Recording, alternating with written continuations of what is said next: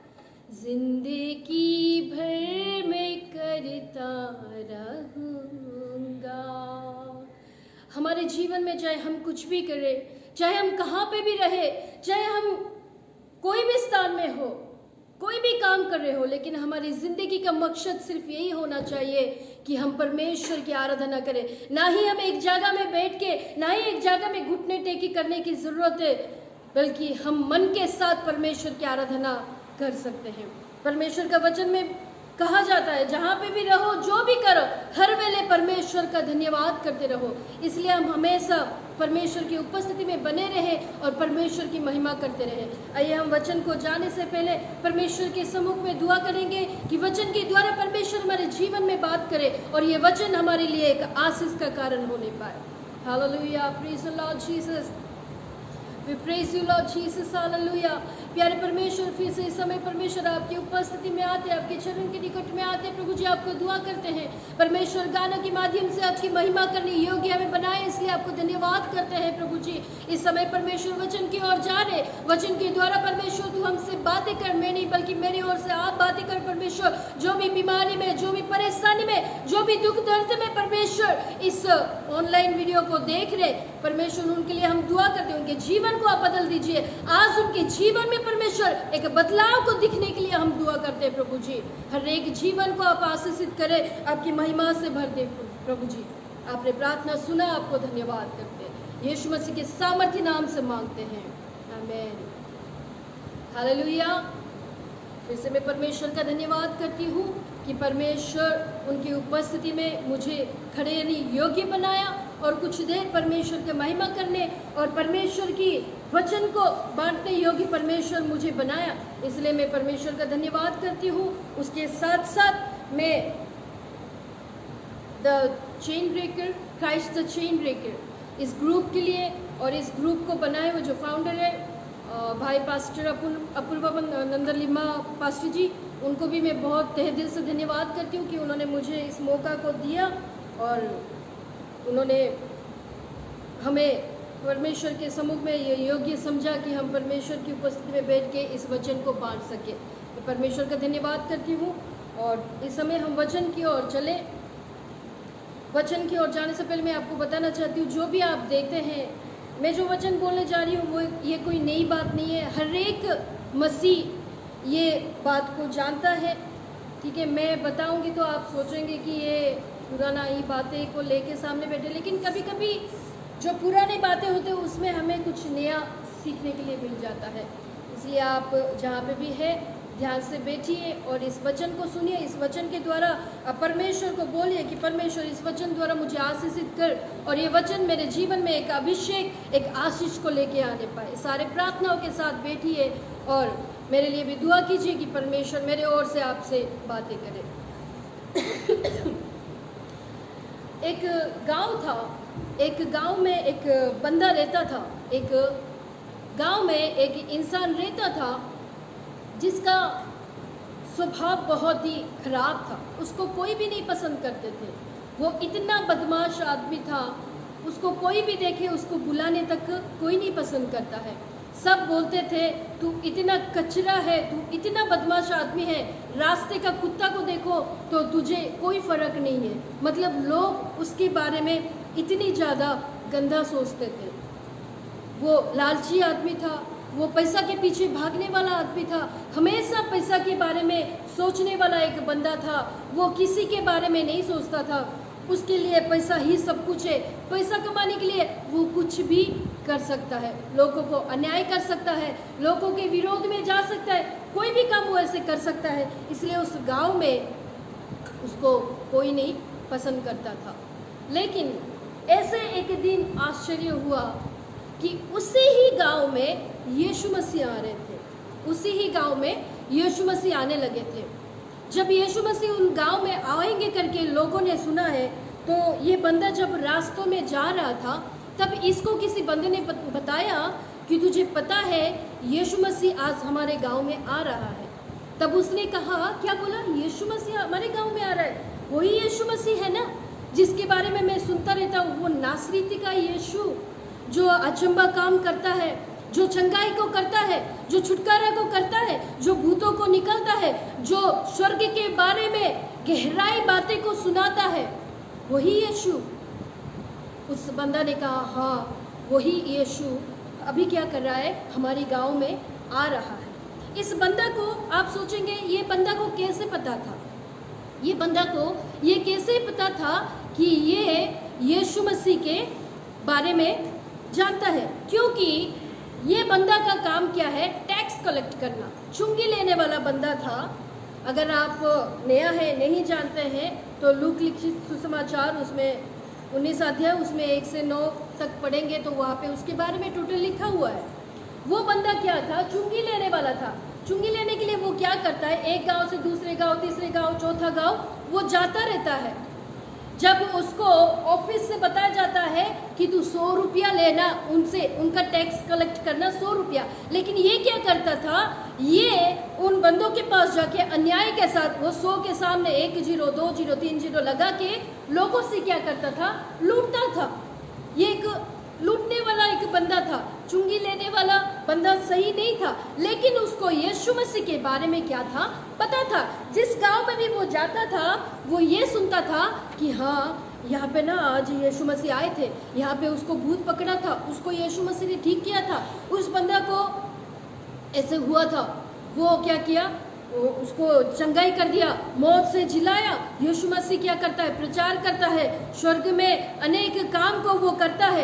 ऐसे करके यीशु मसीह के बारे में उसने क्या किया, बताया था, लोगों ने उसको बताया था, इसलिए वो क्या करता था, यीशु मसीह के बारे में जानता था। जब यीशु मसीह के बारे में वो जान किया तो यीशु मसीह जब आ रहा है करके उसने सुना तो उसने क्या सोचा, आज मैं थोड़ा जाके मैं देखता हूँ कि यीशु मसीह होते कैसे हैं, मैं आज एक बार जाके उनसे मिलूंगा, मैं उनको थोड़ा सा जाके देखता हूँ वो होते कैसे हैं।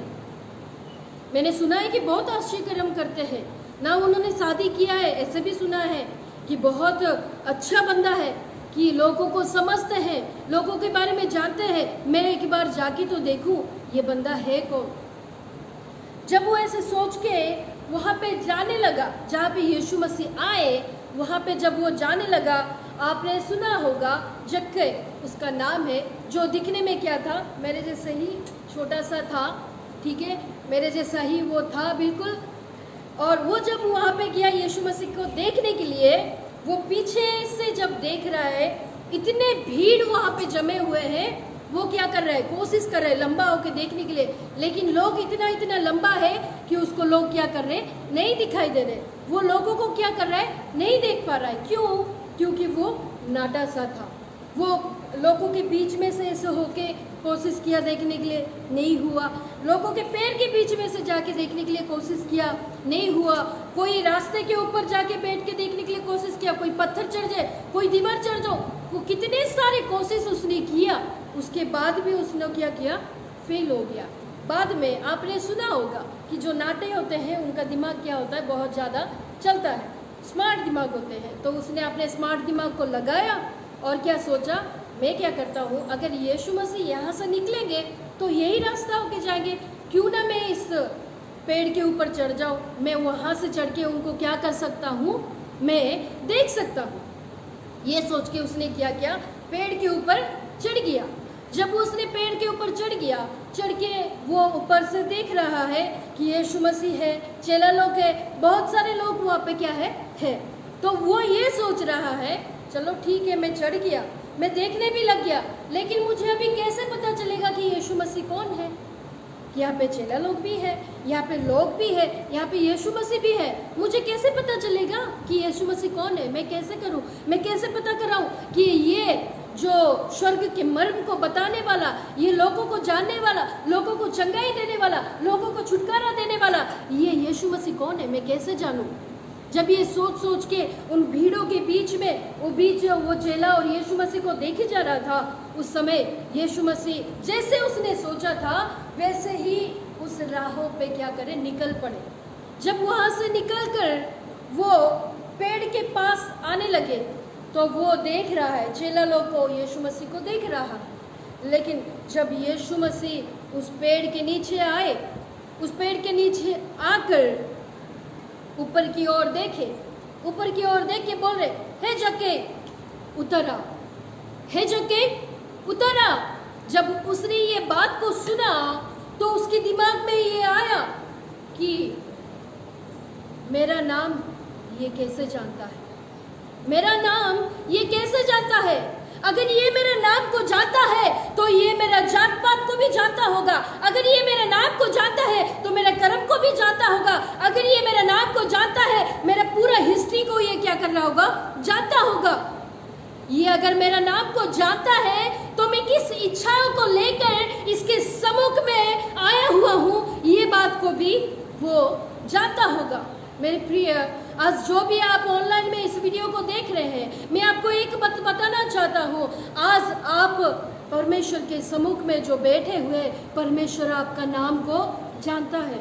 आमीन, हालेलुया। परमेश्वर आपका गोत्र को जानता है, परमेश्वर आपकी जाति को जानता है, परमेश्वर आपके मन की बातों को जानता है, परमेश्वर आपकी परिस्थिति को जानता है। आप किस परिस्थिति से गुजरे हुए हो, किस हालत में रह रहे हो, किन पापों में डूबे हुए हो, किन अपराध करे जा रहे हो, किन कीचड़ में डूबे हुए हो, कितने परेशान में आपका जिंदगी चल रहा है, सब कुछ परमेश्वर जानता है। बल्कि आपके बारे में ही नहीं, इस दुनिया में जितने भी इंसान पैदा हुए, जितने भी लोग इस दुनिया में हैं, हर एक को परमेश्वर नाम नाम से जानता है। उनकी दिल की बातों को जानता है, परमेश्वर उनकी हालत को जानता है। कोई कैंसर से बीमारी है, किसी का गर्भाशय खत्म हो चुका है, सड़ चुका है, कोई पाप कर करके अपने जिंदगी को नाश कर चुका है, कोई आर्थिक अवस्था में अपने जिंदगी को संवार नहीं पा रहा है, कोई बीमारी से चंगाई नहीं हो पा रहा है। सब कुछ परमेश्वर जानता है। परमेश्वर हर एक की हालत को सिर्फ नाम के साथ नहीं, बल्कि परमेश्वर नाम के साथ साथ हर एक दिल को परमेश्वर जानता है। हर एक दिल में चलने वाला हर एक बात को वो जानता है, हर एक दिल को वो समझता है। आपके दिल क्या चाहता है, आपके दिल में क्या इच्छा है, सब कुछ परमेश्वर जानता है। एक सिस्टर थी, वो एक पास्टर के सामने आई, पास्टर के सामने आके बोल रही है कि पास्टर जी, आप मेरे लिए दुआ कीजिए, मैं अपने पति से डिवोर्स लेना चाहती हूँ। उन्होंने पूछा कितने साल हो गया शादी को? वो बोलती है 27 साल हो गया हमारी शादी को, 4 बच्चे भी हमारे हैं।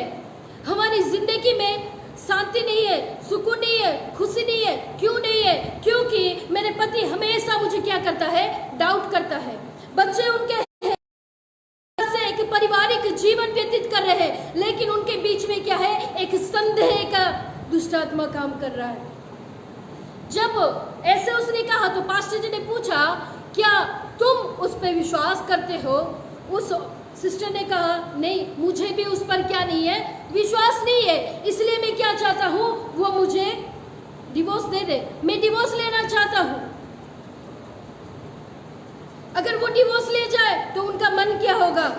डिवोर्स लेने के बाद भी वो ये सोच रहे होंगे, पता नहीं उसने किसी के साथ शादी किया होगा, पता नहीं मेरे पति ने किसके साथ शादी किया होगा, पता नहीं मेरी पत्नी ने किसी के साथ शादी किया होगा। ये एक ऐसा रिलेशनशिप है, अगर वो दूर होने के बाद भी क्या होता है? एक अपनापन सा होता है, जो कि एक मर्म है, हम नहीं समझ सकते। देखिए, एक पत्नी के बारे में मन की बात एक पति को नहीं पता होता है, एक पति के बारे में उसकी मन की बात एक पत्नी को नहीं पता होता है। एक माँ बाप, जो माँ हमें अपने गर्भ में 9 महीने रख के पैदा करती है, उस माँ को हमारे बारे में कुछ नहीं पता होता है। और हमको हमारे माँ बाप जो छोटे से बड़ा करके हमें पैदा करते हैं, उनको हमारे बारे में कुछ भी नहीं पता होता, हमारी मन की बात। लेकिन मैं जिसके बारे में प्रकट कर रही हूँ, मेरे यीशु मसीह को सबके दिल की बात पता है, सबकी मन की बात को पता है, सबकी मन को वो जानता है, सबके मन को वो क्या करता है? वो परखता है। ठीक है। उसके बाद वो यीशु मसीह का मुंह देखने चाहता था, सिर्फ वो मुंह को दर्शन करने गया था। शायद वो अपने सारे काम पर छोड़ दिया होगा, वो सरकारी नौकरी वाला है, अपनी सरकारी नौकरी को छोड़कर वो यीशु मसीह को वहां पे देखने के लिए अपने मन की इच्छा को प्रकट करके वो क्या कर रहा है? वो पेड़ के ऊपर जाके बैठा हुआ है। उसका उस दिल की बात को जानकर यीशु मसीह वहां पे बोल रहे हैं कि हे जक्के, झट से नीचे क्या कर, उतर आ, क्योंकि मैं तेरे घर में आना चाहता हूँ। क्योंकि मैं तेरे घर में क्या करना चाहता हूँ? मैं आना चाहता हूँ। हम लोगों के मन की बात को नहीं जान पाते हैं, लेकिन हमारे यीशु मसीह हमारे मन की बात को जानता है। ऐसे ही एक मीटिंग चल रहा था, वहाँ पे पास्टर जी क्या कर रहे थे, बोले कि सब अपनी अपनी आंखों को बंद कीजिए, हम दुआ करेंगे। जब सारे अपनी आंखों को बंद कर दिया, पास्टर जी दुआ करने के लिए जा रहे थे, एक सिस्टर क्या कर रही है, आंखें फाड़ फाड़ के पास्टर जी की ओर देख रही है। पास्टर जी ने उसको इशारा किया कि आंख, मुंह से बोला कि आंख बंद करो, दुआ करेंगे। वो क्या, हाँ क्या बोल रहे, आगे और आई जा रही है। पास्टर जी फिर से बोले कि वो आगे आ रही है। पास्टर जी को क्या आया, गुस्सा आया, मैं इसको आंखें बंद कर बोल रहा हूँ, ये आगे आगे आई जा रही है, ये क्या बात हुई। फिर जब उसकी बगल वाली ने, एक सिस्टर ने उसको देखा कि उसको समझ आया कि पास्टर जी इसके ऊपर गुस्सा कर रहे हैं, तो उसने क्या किया, उसको इशारा करके बोला आंख बंद कर कि पास्टर जी दुआ करेंगे। उसने तुरंत क्या किया, चुन्नी को ओढ़ा तो अपनी आंखों को बंद करके सर नीचे कर दिया। तो मेरा बोलने का मतलब यही है, कभी कभी परमेश्वर ने हमारी जिंदगी में जो सेवक लोग को दिया है, वो भी क्या करते हैं, कभी कभी हमें नहीं समझ पाते हैं, वो कभी कभी हमारी मन को बात नहीं जान पाते हैं, वो कभी कभी हमें देखकर जो है वो सोचते, लेकिन हमारी मन की बात को वो नहीं जान पाते हैं। लेकिन मैं जिसके बारे में प्रकट कर रही हूँ, वो परमेश्वर दिल की बात को जानता है। वो नासरीत का यीशु हमारी मन की बात को जानता है, वो हमारी मन की बात को पढ़ने वाला परमेश्वर है। जब हमारे भाई बहन हमें नहीं समझते हैं, हमारे रिलेटिव्स हमें नहीं समझते हैं, हमें पैदा किया माँ हमें नहीं समझती है, हम क्या सोचते हैं, दुखी हो जाते हैं।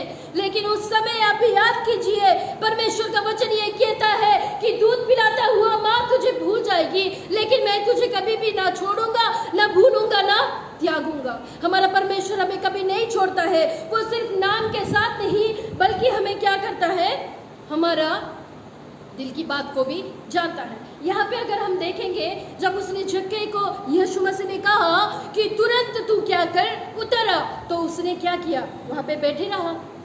क्या वो वहाँ पे बैठे रहा, उसने तुरंत क्या किया, नीचे झट से उतर आया।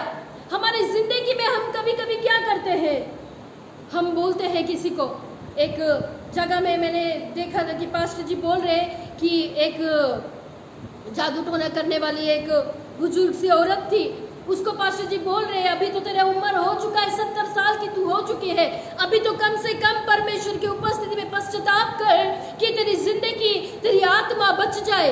वो कहती है ये बात तो सही है, यीशु मसीह सही है, सब कुछ सही है, लेकिन मेरे जात पात के लोग क्या बोलेंगे, मेरे खानदानी लोग क्या बोलेंगे, जब मैं यीशु मसीह को मानने लग जाऊंगा तो वो लोग मुझे किस नजर से देखेंगे। अभी समय है, कोई बात नहीं, मरने से पहले मैं क्या करूंगी, मैं खुदा को मान लूंगी, आप क्या करो, आप ना टेंशन लो, सब कुछ सही हो जाएगा। जब ऐसे उसने कहा, पास्टर जी बोले ठीक है, बोला हमारा कर्तव्य करना आपका मर्जी है। थोड़ी दिन के बाद उसकी मौत हो गया, लेकिन उसने परमेश्वर को ना माना था, ना उद्धार को पाया था, ना उसने उद्धार को पाया, ना उसने परमेश्वर को माना। ऐसे ही उसकी जिंदगी क्या हो गई, चली गई। जब यीशु मसीह बुलाया तो जक्कई ने क्या किया, वहां पे तुरंत उसने क्या आया था। कभी कभी हमें सेवक लोग कुछ बात बोलते हैं, सेवक लोग कभी कभी हमारे घर में आते हैं, ठीक है, जब परमेश्वर कभी कभी उनको चेतना देता है कि तुम जाओ उनके घर में दुआ करो, उनके घर में प्रॉब्लम है। कुछ लोग क्या करते हैं, फोन करके बोल देते हैं, कुछ लोग घर में भी रहे मिलते नहीं है, कुछ लोग क्या बोलते हैं, पास्टर जी बाद में आ जाना, कोई बात नहीं, अभी हम क्या है, हम बिजी है, हम मार्केट में जा रहे, हम शादी में जा रहे, हमारे घर में रिलेटिव आए हुए हैं, तो पास्टर जी आप क्या करो, बाद में आ जाओ। लेकिन मैं आपको आज एक कहानी बताती हूँ जिसके द्वारा शायद आप सोचने लग जाओगे कि जब कोई सेवक हमारे घर में आता है, बरकत को लेके आता है, अनहोनी होने से बच जाता है और परमेश्वर का उपस्थिति हमारे घर में बने रहता है। एक पास्टर जी थे और उनके पास एक सिस्टर जी हमेशा दुआ में जाती थी, उनका मीटिंग जहाँ पे भी होना उसने वहाँ पे जाना। जब भी वो पास्टर जी से मिलना, एक ही बात बोला कि पास्टर जी आप एक काम कीजिए, आप हमारे घर में आके थोड़ा सा दुआ कीजिए। पास्टर जी ने कहा कोई बात नहीं, मैं आऊँगा, जब परमेश्वर मुझे अगुवाई करेगा तो प्रार्थना कर कि परमेश्वर सेवक मेरे घर में आए। वो बोली मैं प्रार्थना रोज करती हूँ। एक दिन सुबह 7 बजे परमेश्वर की आत्मा ने उन पास्टर जी को बोला कि तू फलाने के घर में जा और दुआ करके आ जा। पास्टर जी क्या किए, फटाफट वो अपने बाइक को निकाल के उनके घर में गए। जब उनके घर में गए, वो लेडीज जो है वो काम में व्यस्त थी, बच्चे 3-4 उनके थे, वो स्कूल जाने के लिए, कोई कॉलेज जाने के लिए रेडी हो रहे थे। जब वो रेडी होके जा रहे थे तो पास्टर जी वहाँ पे गए, और जब पास्टर जी जाके उस माँ जी को बोलते हैं, जय मसीह की माँ जी, तो हाँ जी, तो फिर से पास्टर जी बोले ये क्या है, फिर से बोले जय मसीह की माँ जी, बिहेव करिए, हमेशा तो बोल रही थी कि आ जाओ घर में, आ जाओ घर में, आ जाओ घर में, आ जाओ, लेकिन आज आने का टाइम हुआ तो ऐसे क्यों बिहेव करिए। पास्टर जी थोड़ा सा कंफ्यूज थे। फिर भी उन्होंने कहा कि तू हमेशा मुझे बुलाती थी दुआ करने के लिए, तो परमेश्वर का आत्मा मुझे आज कहा कि उनके घर में जाके दुआ करो, तो इसलिए मैं आया, मैं 2 मिनट खड़ा होकर मैं दुआ करके चला जाऊँगा। उस लेडीज ने कहा कि पास्टर जी आप एक काम करो, पीछे वाले कॉलोनी में 3-4 घर जो हमारा है विश्वासी है, आप उनके घर होके आ जाओ, तब तक मैं फ्री हो जाना, फिर आपने क्या करना दुआ कर देना, अभी मैं बिजी हूँ, आप वहाँ से और होके आ जाओ। पास्टर जी बोले मेरे पास इतना टाइम नहीं है, मैं इतना ज़्यादा फ्री नहीं हूँ, मैं सिर्फ 2 मिनट लगाना, बच्चे भी स्कूल जाने लगे हैं, तो तुम क्या करो 2 मिनट खड़े हो जाओ। मैं नहीं पास्टर जी आप बाद में आ जाना। पास्टर जी ऐसे ही खड़े थे, एक वहाँ से भिक्षा मांगने वाला एक आदमी माँ करके पुकार रहा है, वो माँ कुछ भिक्षा दे दे, वो अंदर से चिल्ला रहे, मैं अभी खाली नहीं बैठी हूँ, तू क्या कर, जा पीछे 4 घर जाके आ जा, और क्या कर बाद में आ जा, मैं बेली जब रहूंगी, मैं फ्री जब रहूंगी, मैं क्या करूंगी तेरे को भिक्षा डाल दूंगी, अभी नहीं डालना। देखिए तब पास्टर जी ने वहाँ पे खड़े होकर बड़े दुख के साथ सोच रहे हैं कि उसको ए करके बोला, मुझे ए करके नहीं बोला, लेकिन बातें तो दोनों को सेम बोला। उसको कहा कि 4 घर जाओ भीख मांग के आ जाओ, और मुझे कहा 4 घर जाओ घूम के आ जाओ और दुआ करो, मैं फ्री नहीं हूँ। उसके बाद क्या हुआ, पास्टर जी दुखी मन के साथ, जब कोई मना करते हम जबरदस्ती दुआ नहीं कर सकते, दुखी मन के साथ पास्टर जी क्या किया, अपने चर्च को चले गए। जब चर्च को चले गए, उस दिन की शाम की बात है, उस लेडीज का बेटा चर्च में आया और पास्टर जी को बोल रहा, पास्टर जी आप अर्जेंट में हमारे घर चलिए। पास्टर जी पूछा क्यों, मैं तो सुबह आया था, तेरी माँ तो बोल रही थी कि टाइम नहीं है प्रार्थना करवाने के लिए, जब फ्री होंगे आ जाना, अभी तो तेरी मम्मी फ्री हो गई, अभी क्यों बुला रही है, तो मैं अभी नहीं आ पाऊँगा, मैं कोई मीटिंग में जा रहा हूँ, मैं बिजी हूँ। जब वो पास्टर जी ने ऐसे कहा तो उस बेटा वहाँ पे बैठ के रोने लग गया। जब वो रोने लग गया तो पास्टर जी ने पूछा बात क्या है, रो क्यों रहे हो, ऐसा क्या हुआ जो रो रहे हो। तो उसने कहा कि पास्टर जी ऐसे हुआ, मेरी सिस्टर जो दूसरी सेकंड वाली है, वो जब स्कूल में गई थी, आखिरी पीरियड में वो घर में आई, घर में आने के बाद मम्मी के साथ उसका कुछ झगड़ा हुआ था, मम्मी के साथ कुछ झगड़ा होने की वजह से वो अपने आप को क्या किया, फांसी दे दिया, खुदकुशी उसने कर लिया, और मम्मी का नाम लेटर पे लिख के चली गई है कि मेरी मौत की वजह मेरी माँ है, मेरी माँ की वजह से मैं आज अपना जीवन को ख़त्म कर दी। और पुलिस लोग आए, मेरी मम्मी को बहुत पिटाई किया और उसको लेकर जा रहे हैं, आप आ जाओ, मम्मी बुला रही है कि दुआ कर लो, और आके आप क्या करो वहाँ पे प्रार्थना करो कि मेरी मम्मी बच जाए। तभी पास्टर जी ने कहा जब परमेश्वर ने मुझे भेजा था तुम लोगों ने ठुकरा दिया, अभी मैं आऊँगा वहाँ पे बोलेगी कि पास्टर जी बोलो कि मैं कितना संत हूँ, कि मैं कितना भक्त हूँ, मैं कितना दुआ करती हूँ, क्या मैं ऐसे कर सकती हूँ, आप बता दो कि ये पुलिस लोग को बता दो आप मेरे बारे में कि मैं ऐसे नहीं कर सकता हूँ। तो जब मैं ऐसे पुलिस लोग को बताऊँगा तो पुलिस लोग बोलेंगे मेरे को इधर बोलने से कुछ नहीं होगा, आप भी वैन में बैठो और हमारे साथ चलो, आप हमारे अधिकारियों को बोलो, ऊपर अधिकारियों को बोलो, हम कुछ नहीं कर सकते। तो इसलिए बेटा मैं यहाँ पे बैठा हूँ, मैं दुआ करूँगा। तेरी मम्मी के पास फ्री टाइम नहीं था, अभी वो बहुत ही फ्री टाइम में क्या करेगी, वहाँ पे जाके चक्की पीसेगी, क्योंकि जब परमेश्वर ने हमें बुलाते हैं हम क्या करते हैं, ठुकराते हैं। कभी कभी क्या होता है, वचन के द्वारा, कभी कभी सपना के द्वारा, कभी कभी सेवक लोग के द्वारा, कभी कभी दर्शन के द्वारा परमेश्वर हमें क्या करता है, पुकारता है, हमें आह्वान करता है, अपनी ओर बढ़ने के लिए बोल रहा है, किसी और से हमसे बात करता है। तब हम क्या करना चाहिए, अपने आप को उस खुदा के हाथ में समर्पण करें, हम किए हुए पापों का पश्चाताप करके उस परमेश्वर के सम्मुख में अपनी जिंदगी को रखें कि परमेश्वर मैं इतने सारे पाप को किया हुआ हूँ, लेकिन मैं अभी अपना जिंदगी को बदलना चाहता हूँ, मेरे जीवन को तू बदल दे, मेरे पाप को तू क्षमा कर दे, तेरी पवित्र आत्मा से मुझे भर के तू पवित्र कर करके हमें परमेश्वर से क्या करना चाहिए, हम परमेश्वर से पुकारना चाहिए। कुछ लोग क्या करते हैं, टाल देते हैं, कोई बात नहीं, थोड़ी देर जाने दो, कर लूंगा, मेरा कॉलेज खत्म हो जाने दो, मेरा पढ़ाई खत्म हो जाने दो, मेरी शादी हो जाने दो, मेरे बच्चे हो जाने दो, मेरे बच्चों की शादी हो जाने दो, और मैं बुढ़ापा हो जाऊंगा जब मरने से पहले मैं क्या करूंगा, करना चाहता हूँ जब हम रहूंगा। परमेश्वर हमारे जीवन में काम करेगा। परमेश्वर हमारे जीवन में, देखो कभी कभी हमारे घर में कोई आते हैं, अगर हमारी इच्छाओं के साथ आते हैं, हम उनकी बहुत खातिरदारी करते हैं, आओ बैठो उठो खाना खाओ पानी पियो, सब कुछ हम क्या करते हैं, उनको कहते हैं। लेकिन जब हमारी मर्जी से के बिना, हमारी मर्जी के विरोध कोई आता है, हम क्या करते हैं, हम उनको ध्यान नहीं देते। बेचारा आते हैं, खुद बैठते हैं, खुद पानी निकाल के पीते हैं, कुछ खाना हो तो मांग के खाते हैं, कुछ भी करते हैं। जब हमारा मन नहीं होता है तो हम क्या करते, किसी का खातिरदारी नहीं करते हैं। लेकिन जब यीशु मसीह ने जक्कई को यहाँ पे कहा कि मैं तुम्हारे घर में आज रहने आऊंगा, तो वो कैसे उनको घर में लेकर गया, वहाँ पे अगर आप पढ़ सकते हैं, आनंद के साथ उसने क्या किया, यीशु मसीह को अपने घर में लेकर गया है। आप सोच रहे होंगे एक आशीषित घर के बारे में मैं टॉपिक दिया हूँ, तो मैं ये कौन सी बारे में बात कर रहा हूँ। देखिए यही है, जब यीशु मसीह हमारे जीवन में आता है, यीशु मसीह जब हमें देखता है, यीशु मसीह जब हमें बुलाता है, यीशु मसीह जब कहता है मैं तुम्हारा दिल रूपी घर में रहने आऊंगा, तब हम उनको कैसे स्वीकार करना चाहिए, आनंद के साथ, भरपूरी दिल के साथ परमेश्वर को हम कैसे स्वीकार करना चाहिए, अपनी पाप को मानकर, अपने हर एक गलत काम को छोड़कर, हमारे हर एक पीछे अभिलाषाओं को छोड़कर, हमारे जीवन को परमेश्वर के हाथों में हम क्या करना चाहिए, समर्पण करना चाहिए।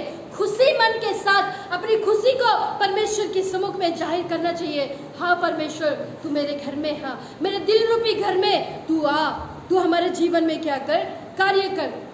वैसे ही परमेश्वर हमारे जीवन में क्या करेगा, हमारे जीवन में, हमारे घर में आएगा। और जब परमेश्वर उनके घर में आए, जब उनके घर में चेला लोग बैठे हुए, यीशु मसीह बैठे हुए हैं, और एक जगह में जक्कई सामने यीशु मसीह के बैठे हुआ है। जब जक्कई उनके सामने बैठे हुए हैं, तो वो यीशु मसीह को देख रहा है। जक्कई यीशु मसीह को देख रहा है, यीशु मसीह जक्कई को देख रहा है।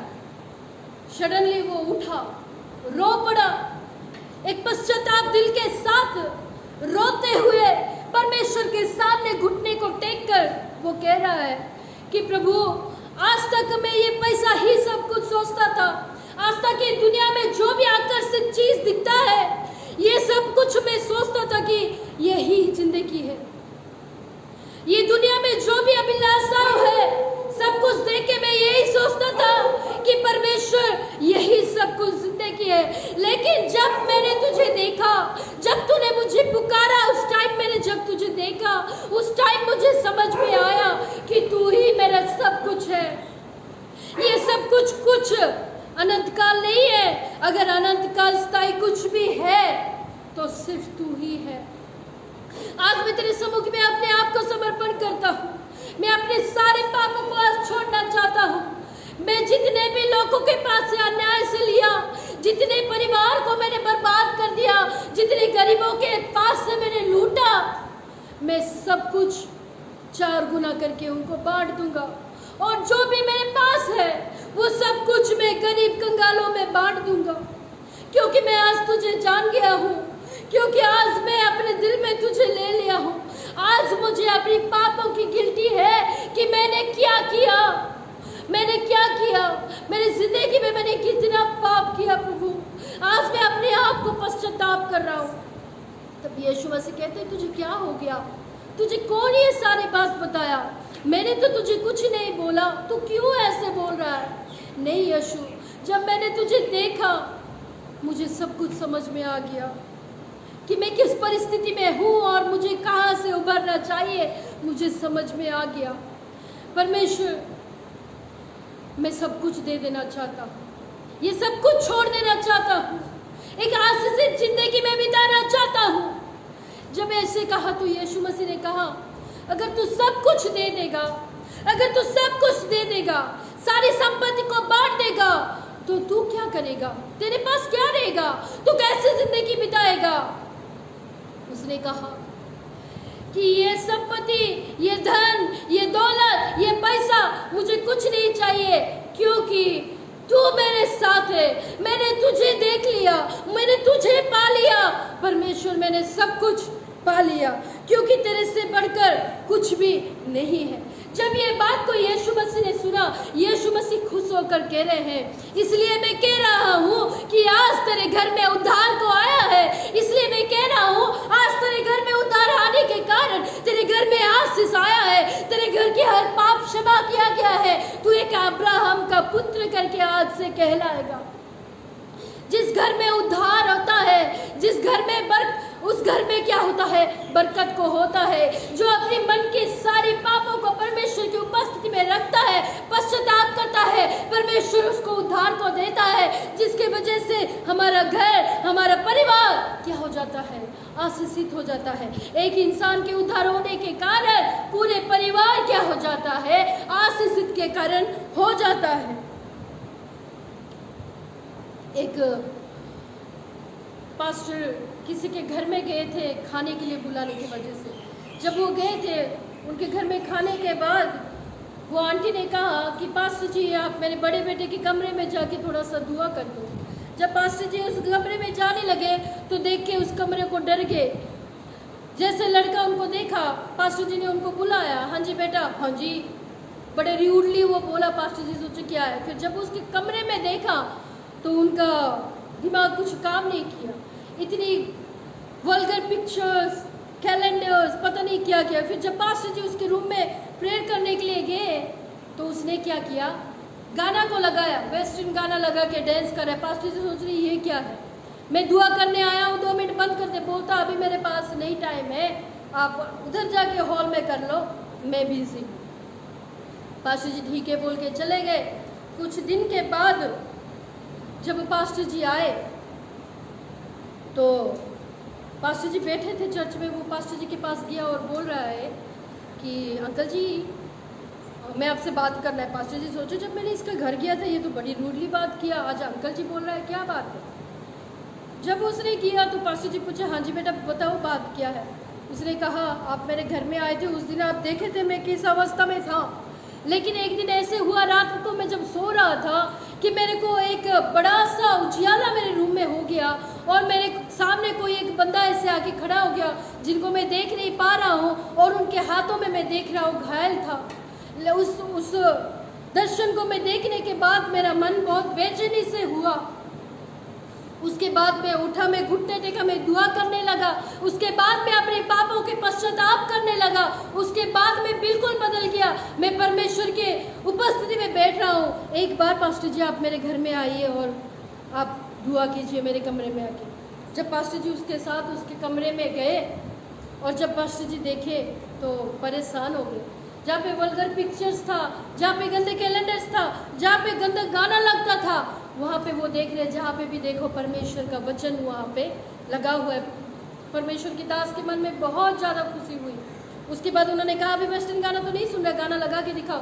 वो एक से बढ़कर एक परमेश्वर का गाना लगा रहा था।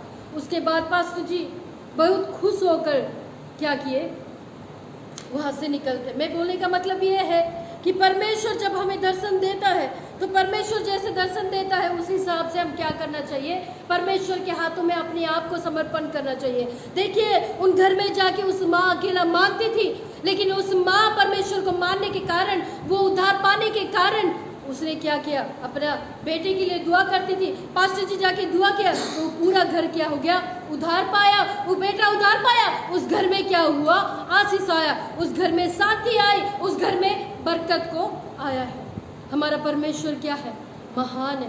हमारे परमेश्वर सामर्थ्य है। हमारे परमेश्वर आराधना की योग्य है। हमारे परमेश्वर मन की बातों को जानने वाला परमेश्वर है, जो जक्कई को देखकर वो उसके नाम में पुकारता है, उसके दिल की इच्छा को जानकर वो हमें कहता है, वो जक्कई को कहता है कि तू नीचे उतर आ, मैं क्या करना चाहता हूँ? तेरे घर में रहना चाहता हूँ। वैसे ही आज परमेश्वर हमें भी पुकारता है। वैसे बहुत सारे बातें हैं बताने के लिए कि परमेश्वर जिन जिन के घर में गए हैं उन घरों में क्या हुआ, और भी बातें थी बताने के लिए, मेरे पास समय नहीं होने के कारण मैं इतना में ख़त्म करना चाहती हूँ कि और भी बातें थी। जो बातें क्या है, जो परमेश्वर जाने की वजह से किसी के घर में छुटकारा आया, किसी के घर में चंगाई आया, किसी के घर में आशीषित हुआ। अगर सारे ओवरऑल बातों को देखें, जिधर जिधर यीशु मसीह गए वहाँ पे हर घर आशीषित हुआ है।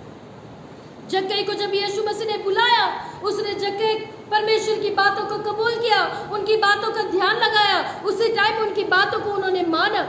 वहाँ पे लिखा हुआ है, तुरंत वो नीचे उतरकर आनंद के साथ हमें क्या किया, यीशु मसीह को अपने घर ले गया।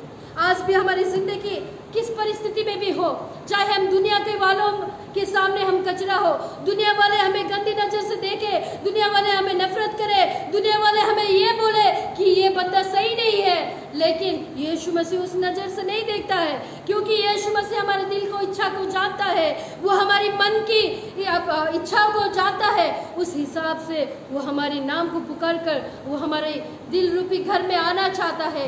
आज अपनी आंखों को बंद कीजिए, अपने आप को उस परमेश्वर के हाथों में समर्पण कीजिए। परमेश्वर आपके दिल में आना चाहता है, परमेश्वर आपके घर में आना चाहता है, आपके घर में रहना चाहता है। जक्कई के घर में जाकर उसके जिंदगी को बदलने की तरह आपकी जिंदगी भी आज परमेश्वर बदलना चाहता है। अपनी मन को फिराओ, अपनी पापों का पश्चाताप करो, प्रभु के सामने अपनी पापों की कबूल करो और परमेश्वर आपको उद्धार करेगा। परमेश्वर आपको अपनी बेटा कहलाएगा। परमेश्वर उसकी सारे बरकत आपके जीवन में देगा। अगर सचमुच आप बरकत को पाना चाहते हैं, जक्कई के जैसे आपके जीवन बदलना आप चाहते हैं, आपके घर आशीषित होना आप चाहते हैं, आपकी